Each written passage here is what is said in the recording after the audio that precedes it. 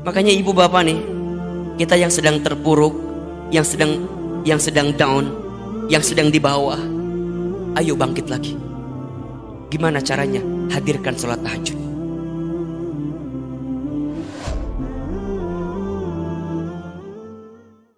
Yuk, kita susun agenda hariannya. Bangun jam berapa? Sepertiga malam. Terus ngapain? Tahajud, ya. Sholat tahajud itu, ayah bunda sayang, bapak ibu sekalian, sholat yang bisa mengantarkan kemuliaan bagi seorang manusia. Makin hebat tahajudnya, makin mulia hidupnya. Surat Al-Isra ayat 79. Wa minal laili fatahajjad bihi nafilatan lak asa ayyab'asaka rabbuka maqamam mahmuda. Dan di waktu malam bangunlah, dirikan sholat tahajud. Tuh, langsung disebutkan langsung fatahajjad kan gitu. Bangunlah, dirikan sholat tahajud nafilatan laka, sebagai tambahan untukmu. Lihat apa yang akan Allah berikan kepada orang yang ahli tahajud. Asa ayyab asaka rabbuka maqamam mahmuda, maka Allah akan angkat derajat orang yang ahli tahajud tadi maqamam mahmuda, ke tempat yang paling tinggi. Makanya ibu bapak nih, kita yang sedang terpuruk, yang sedang down, yang sedang di bawah, ayo bangkit lagi. Gimana caranya? Hadirkan sholat tahajud. Hadirkan sholat tahajud. Sholat tahajud itu adalah sholat yang bisa menguatkan diri kita untuk bisa mendapatkan derajat tertinggi di hadapan Allah Subhanahu wa Ta'ala. Setelah itu ngapain Ustadz? Jangan tidur lagi, lanjut zikir, kan gitu. Perbanyak zikir di waktu sahur, minimal dengan istighfar. Astagfirullah, astagfirullah, astagfirullah. Mohon maaf, boleh jadi rezeki kita seret, hidup kita susah, hidup kita sulit, karena masih banyak dosa yang pernah kita lakukan. Mungkin ada dosa kita di masa lalu yang belum kita taubatin. Mungkin ada kesalahan kita di masa lalu yang belum kita istighfarin. Wa fil asharihum yastaghfirun. Kan begitu. Orang yang di waktu sahur mereka memperbanyak istighfar. Nabi SAW tidak pernah kurang dari 70 kali. Disebutkan dalam keterangan lain tidak pernah kurang dari 100 kali beristighfar setiap hari. Itu Nabi. Rasul, surganya pasti, hisabnya aman, amalnya banyak, dosanya tidak ada, dimaksum, tapi tidak pernah kurang dari 100 kali beristighfar. Kita siapa? Kita Nabi bukan, Rasul bukan, surga belum jelas, hisab masih menegangkan, amal dikit, dosa banyak. Kita masih belum mau istighfar. Allahu Akbar walillahil hamd. Ayo perbanyak istighfar di waktu sahur. Setelah itu apa Ustadz? Siap-siap dirikan sholat sunnah fajar 2 rakaat sebelum subuh. Kan Bapak Ibu tahu apa pahalanya? Barang siapa yang menunaikan sholat fajar, sunnah fajar 2 rakaat sebelum subuh, maka dia mendapatkan pahala seperti apa? Seperti apa? Mendapatkan dunia beserta isinya. Bukan hanya dunianya saja, dunia beserta isinya. Bukankah itu yang kita cari selama ini? Betul apa enggak? Kita banting tulang, tulang banting, kaki di kepala, kepala di kaki, kesana kemari, mencari alamat. Alamat palsu lagi. Apa yang kita cari? Dunia kan? Ya Rob, kata Nabi itu jelas. Orang yang sholat 2 rakaat sunnah fajar sebelum subuh dapetin dunia beserta isinya. Terus gimana Ustadz? Setelah itu subuh berjamaah ke masjid. Barang siapa yang sholat subuh berjamaah di masjid, maka di hari itu dia mendapatkan zimmatillah, penjagaan dari Allah. Jadi kalau hari ini tadi kita sholat subuh berjamaah, maka sepanjang hari dia mendapatkan penjagaan dari siapa? Allah. Kalau Allah udah jaga kita, kelar hidup kita, enak, nyaman. Allah jaga kita. Mau ada yang nipu kita, mau ada yang zolim sama kita, mau ada yang ambil hak kita, kalau Allah yang sudah jaga gimana? Allah jamin kita, aman hidup kita. Kemudian ngapain lagi Ustadz? Lanjut, nggak pulang dulu, dia duduk di masjid. Barang siapa yang sholat subuh berjamaah di masjid, summa qa'ada, kemudian dia duduk, ngapain? Zikir, muhasabah, baca Quran, taklim, kajian di masjid. Sampai kapan Ustadz? Sampai datangnya waktu syuruk. Setelah itu kemudian dia sholat 2 rakaat, maka dia mendapatkan pahala apa? Haji umrah sempurna. Kemudian Ustadz, infak sodakoh, infak pagi, sedekah subuh. Almarhum guru kita Allahu yarham Syekh Ali sering bilang, sedekah subuh.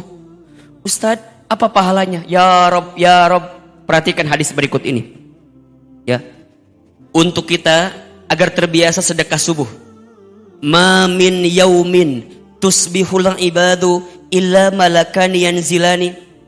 Tidak ada di setiap hari seorang hamba, kecuali di setiap pagi ada 2 malaikat yang turun kepadanya. Berapa malaikat? 2. Jadi setiap pagi ada 2 malaikat yang turun.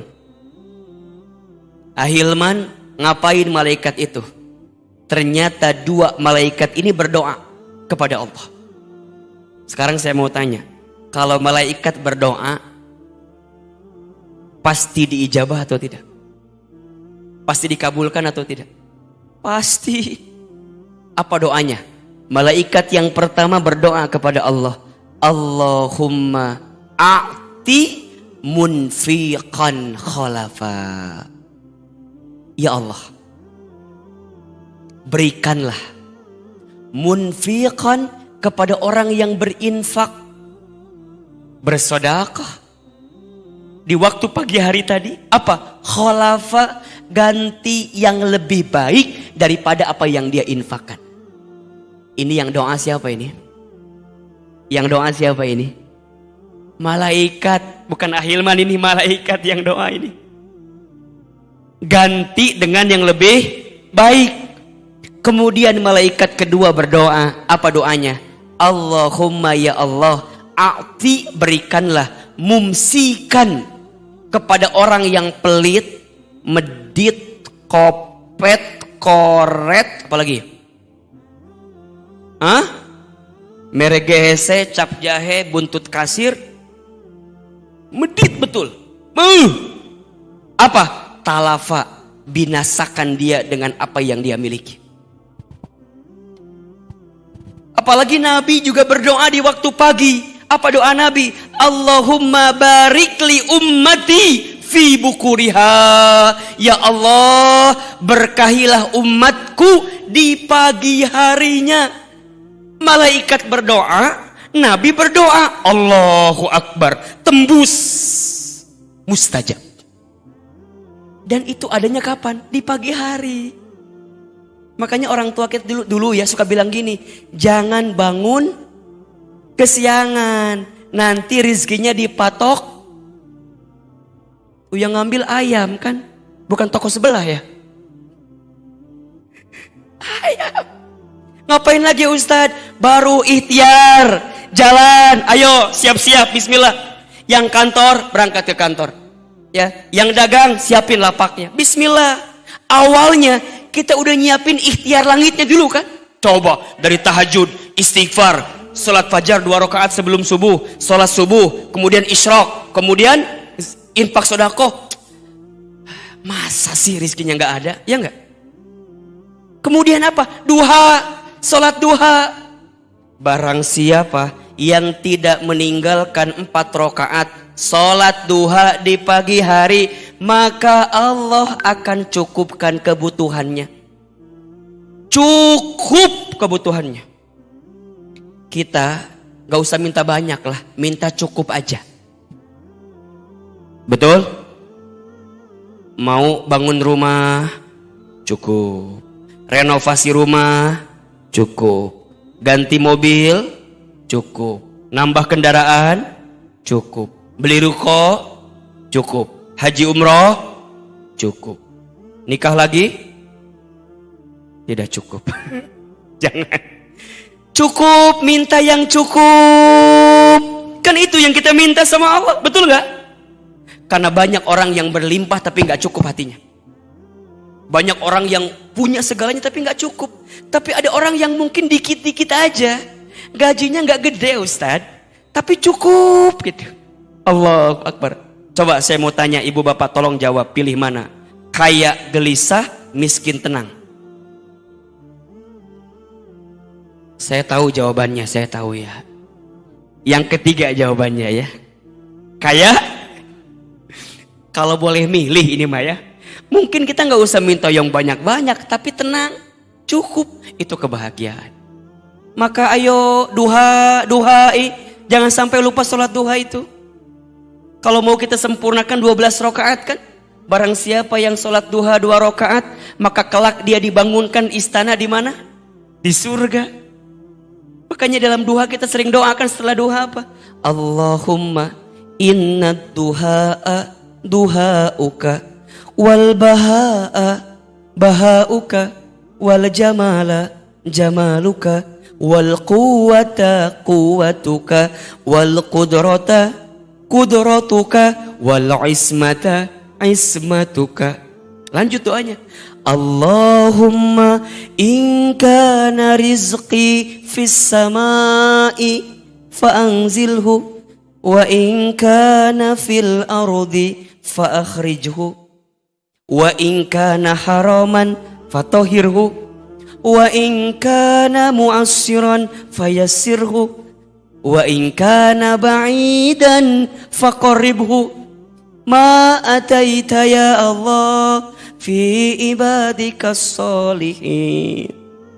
Ya Allah, jika rizkiku masih di langit, maka turunkanlah.